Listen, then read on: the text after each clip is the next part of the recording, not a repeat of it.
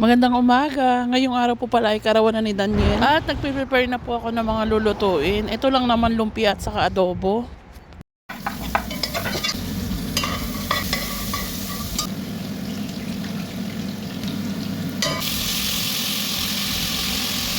Hindi na po pala ako nagluto ng marami dahil wala naman po kaming in-invite. Hindi na nga po kami nag-invite dahil baka makahawa pa po sila. Bali, hindi ko po lahat niluto yung lumpia na ginawa ko. Yung iba po nilagay ko sa Tupperware at nilagay ko sa freezer para pag gustong kumain ng mga bata, sabi ko kay Petro, magluto na lang siya. Yung unang sample ko po pala ng lumpia na ginawa, naubos nila.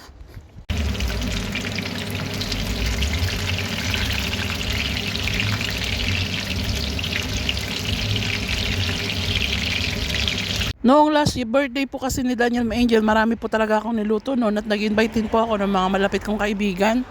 At ito, pinaraos lang po namin na sama-sama kami. Alak sana namin pong magdalang ng mga candies, chocolate na nakabalot na doon sa school ni Daniel at ni Jacob. Kaya lang, ngayon nga po, hindi na muna namin sila pinapasok. Nakita nga po ni Daniel yung cake na dala nung ama niya ay gusto na agad buksan. Bali, maliit na cake lang naman po yung binili namin. Sabi ko, importante, may bublow si Daniel. At ayun nga po, may Angel, salamat talaga kay Lord at ako ay nakauwi ng bahay. Kinausap ko po kasi talaga yung mga amo ko at mga part-time ko na hindi muna ako makakapasok ng ilang araw. Dahil nga po, birthday yung bunso ko, yun yung pinaliwanag ko sa kanila. So paano may Angel, hanggang dito na lang po. See you in our next vlog. Don't forget to like and share. Bye!